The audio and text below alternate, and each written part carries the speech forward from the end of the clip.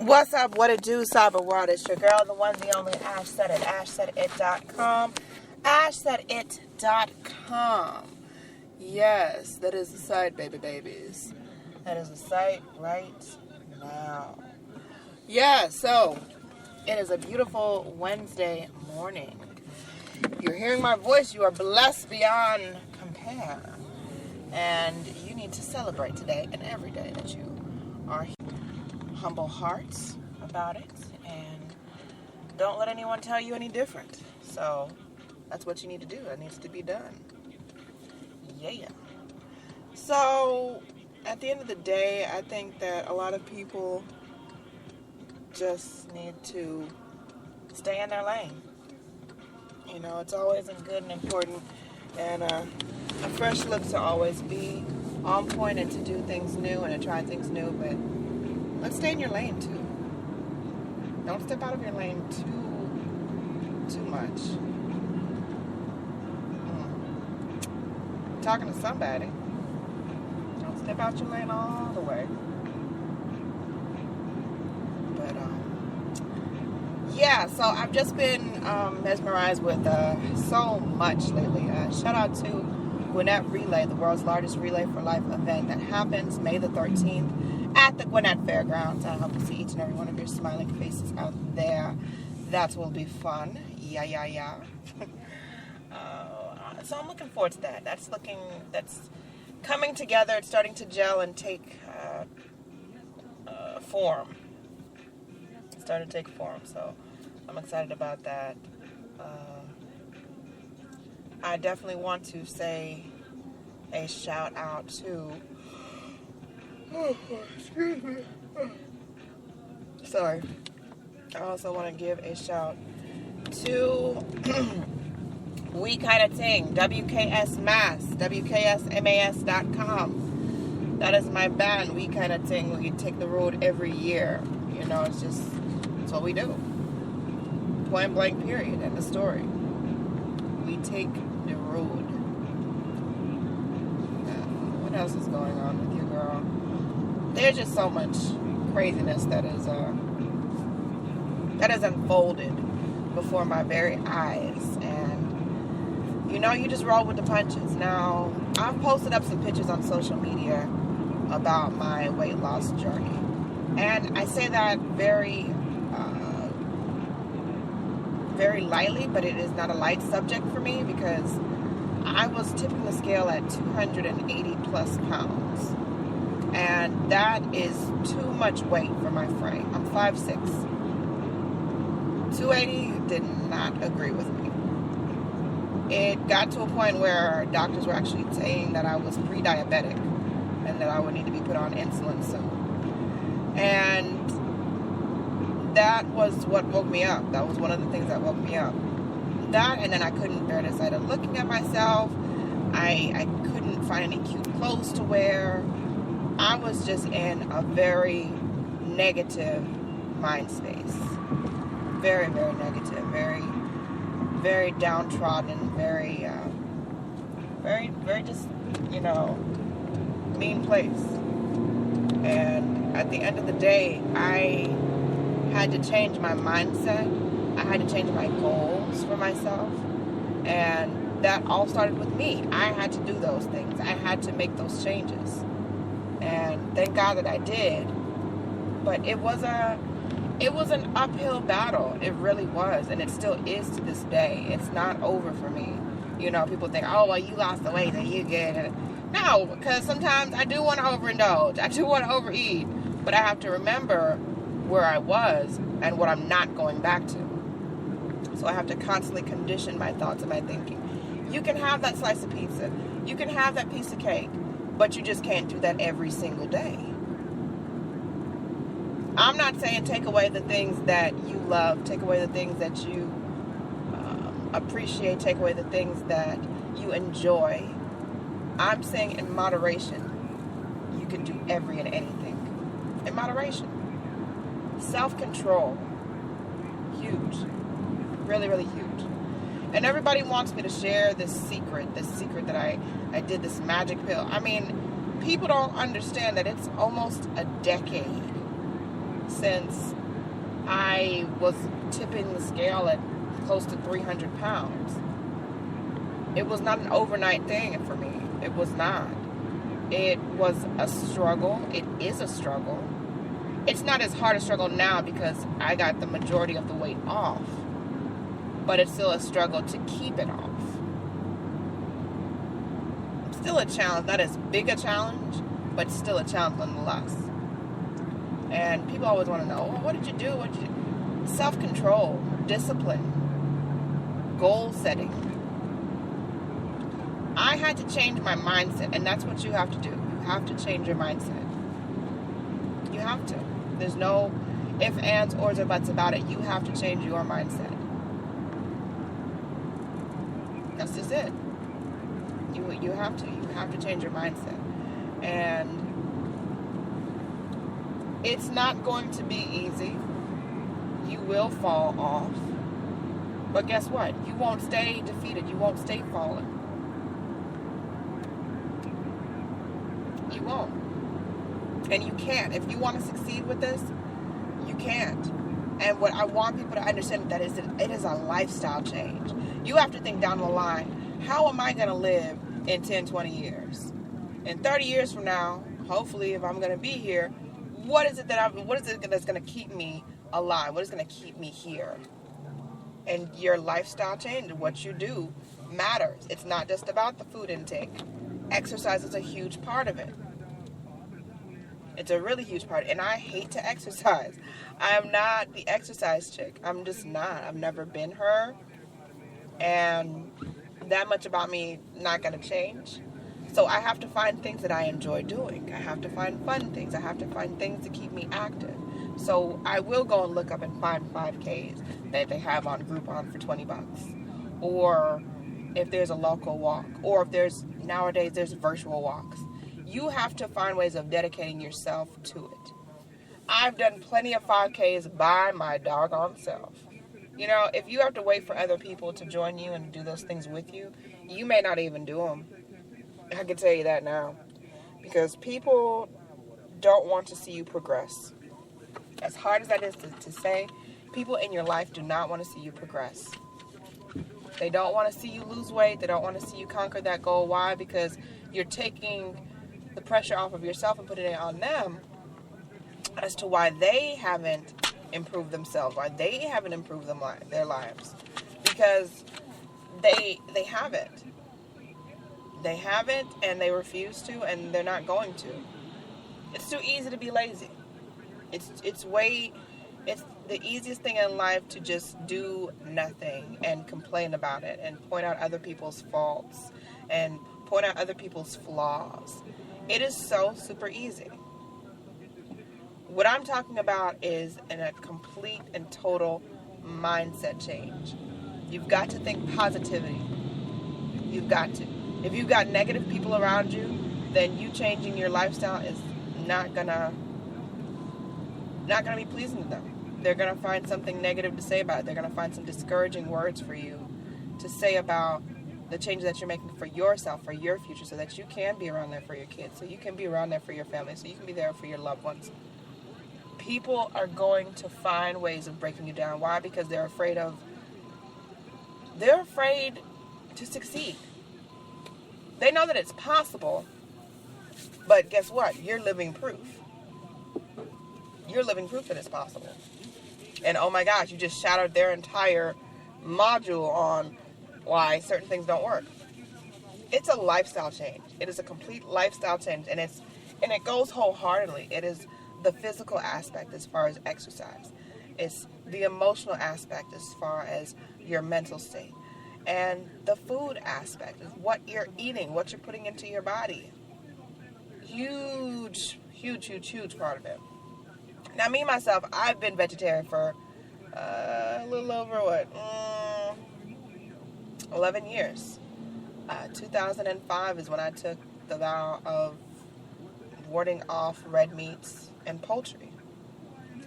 And I have not looked back since, and I don't wish to look back at all. And I've just moved forward from that. So I gave it up back in 2005 Well, why was I tipping the scale at 280 pounds? Well, I had a lot going on in my life during those times. I took on a job that I absolutely positively hated, but I needed the money to pay for bills. Point blank, period. That's what we do. We sacrifice. We make things happen. And I worked this job for 3.5 years, and in that time, I basically ran my body into the ground.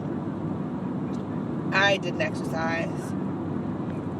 I wasn't eating right. I was eating fast food. Goodness. 3 times a day most times. So breakfast, lunch, and dinner. I was eating fast food.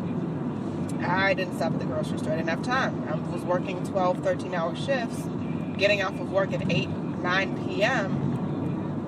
What was I going to have time to do? The last thing I wanted to do was go shopping. So I turned to fast food. It was fast. It was convenient. It was good. It's always good, right? And I had no idea just the mileage that I had put on my body and what I was doing to myself. I was killing myself. And I just cringed at the thought of how much of my check was going into fast food. That was just ridiculous, It still kind of makes me sick to this day. Yeah, I was able to pay bills, but I'm like, good God, like a good quarter of my check was going into food. But at that point in the game, I really didn't have much of a choice. I really didn't. I wasn't preparing my food myself, and it was just bad. It was just bad.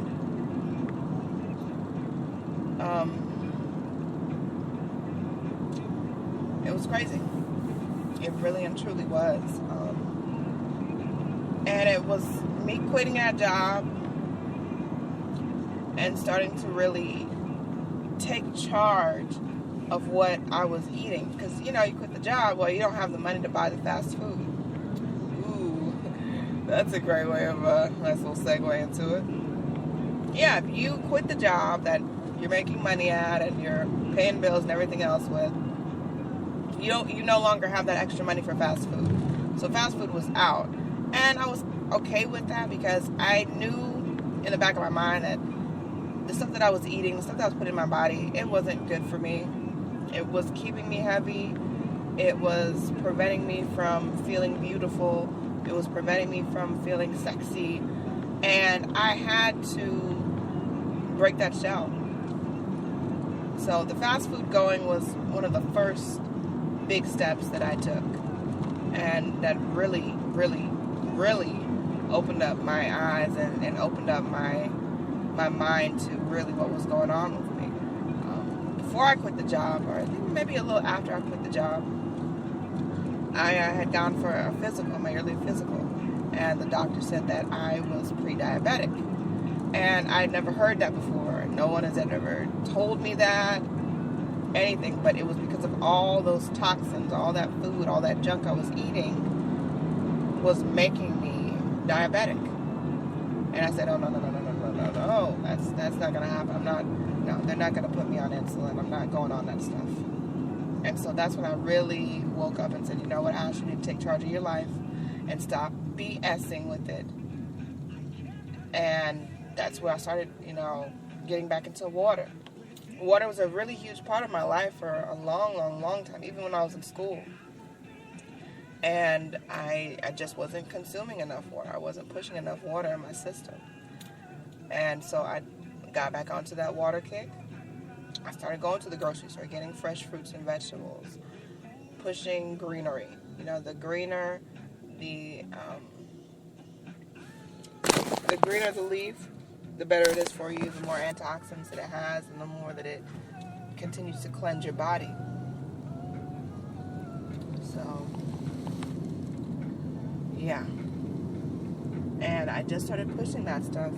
And before I even knew it, I really wasn't paying attention. You got to understand, too, at 280 pounds, to go from being a model featured in print work and fashion shows across the southern region, and to be at 280 and to look at my dresses in my closet and know that I can't fit them, it was depressing. It was very sad for me. It was very sad. It was an emotional break for me that was just like one of my lowest points. So I didn't look at myself in the mirror a lot of the times. I avoided pictures at all costs. But I'm thankful that I do have some pictures now that people did take of me at different events or whatever, and I can really see the difference, you know, in myself versus people telling me, oh yeah, well you were this or you were that or whatever the case is. I'm glad that I have these pictures, these proof to myself and to others that it can be done. It is possible if you want it bad enough. Want it bad enough. Now I will say also, in addition to that, the scale was not my friend. I avoided the scale, and with good reason. Me personally, I can't speak for everyone, but me personally, the scale throws me off with weight, especially if you're losing weight and you're working out and doing things of that nature. The scale will mess you up really, really, really, really badly. And when I say it will mess you up, it will mess you up. It will, because muscle actually weighs more than fat. So while you're weighing yourself and you're saying, oh, sugar, I just gained 2 pounds versus losing 2 pounds. And it messes up my thinking. So me personally, I did not weigh myself. And I'm no healthcare professional. I'm not one that's going to be like, oh, yeah, you know, this is what you're telling you to do, blah, blah, blah, blah, blah. I'm just telling you what worked for me. The scale was not my friend. I put the scale away. The only time I really pulled the scale out was when I was getting ready for basic training. And I had to be a certain weight. And I had to make sure that I stayed within those guidelines. But prior to that, I was not looking at a scale. Because a scale would have just totally just derailed me and just made me sad and made me feel defeated. So I just had to make sure that I continued to do what I needed to do. And I wasn't going to let a scale or anything else deter me from my goal. So yeah, you put the scale away, and you know, just working like a beast, working on just beast mode, at least just doing, you know, getting in 30 minutes cardio, even if it's just in the park walking around. On demand, I use on demand a lot. I had Comcast at that time, and on demand has a fitness shortcut, and you can do all kinds of different workouts. You can do belly dance, you can do yoga, you can do Pilates, you can do different cardio regimes. So I played along with a lot of those because I didn't have money at that time for a gym membership or anything of that nature. So I would try to do those in the morning because I just always felt better and fresher in the morning to do stuff like that. And that's what happened with that. That's exactly what happened with that. And slowly but surely, like, the weight just started to come off, and I didn't notice. I'm telling you, people would say stuff to me like, "Hey, what are you doing? What are you doing? You look like you dropped some weight." I'm like, "Really?" I'm like, "Yeah, you didn't drop some pounds. What the heck are you doing?" I'm like, "Oh, I'm just, just working out and watching what I eat. Oh, keep it up. You dropping some weight." And it didn't really dawn on me until I was trying on clothes, and dresses and shirts and pants that were usually pretty snuggly on me were falling off. I mean, I had major poundage, like just gone, just totally gone. And I had to start giving away my clothes to Salvation Army and Goodwill and things of that nature because these were clothes that I no longer could fit. And I had to actually go out and go shopping for stuff. I was like, oh wow, this is a new sensation. I haven't been shopping in years. So I had to get 1 and 2 different pieces during that time, just to keep things, running along for if I had events going on, or if I went out to someplace special, or if I had an interview, whatever the case was. And then the Army came along. And that's something that I'd wanted to do for a very, very long time, but just didn't have the balls to do it. I knew I wasn't in the weight weight guideline or the weight regulation. But I was like, you know what? Like every other challenge that I've taken on in this life, I'm going to take it on. I'm going to take it on. I'm going to be a part of the 1%, the less than 1% of the population that serves in the military. I'm going to take that challenge. So I went to my local recruiting station, and they gave me the regulation for my weight and height and age, and I said, come back to us, when you're in this range. I said, okay. And that's when I really started to get into really like beast mode, because now I had a goal. Now I had a goal that I wanted to achieve, and nothing and no one was going to keep me from it. This was me, myself, and I. And I worked like a beast. I had one of my friends that would work out with me in the mornings. We would meet out at the park. We'd go do laps. And we do push-ups and sit-ups. And when I got back to that recruiting station, maybe about 6 months or so later, I was ready. I was in regulation. And it just takes a lot. You have to be committed to it. You have to commit yourself to it. If you don't commit yourself to it, you're going to fall off. It's not going to last for you. It's not.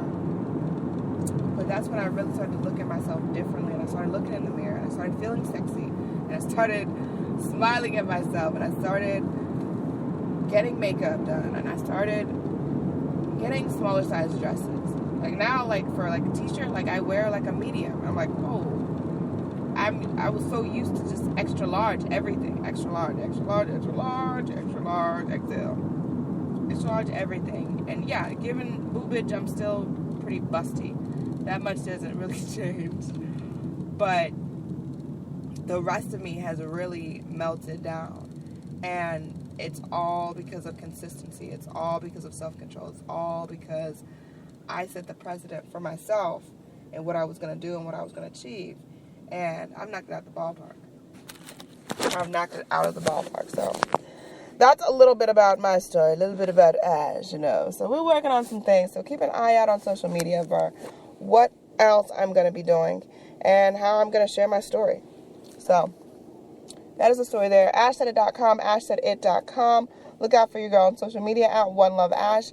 Shout out to Glambitious I Am. Shout out to The Boss Network for my features this month. My birthday month. They've both done features on me this month, and I want to definitely give them a shout and say thank you for those features. Thank you. But yeah, so we are making major, massive moves, you guys. And I just want to say I love you guys. Thank you so very much. Keep doing what you do. Anyone to tell you that you can't do what you want to do, you tell them, don't believe me, just watch. Watch what I do, baby. Watch me make it happen. Watch me make history. Yeah. And until next time, I will holler back at y'all. Deuces.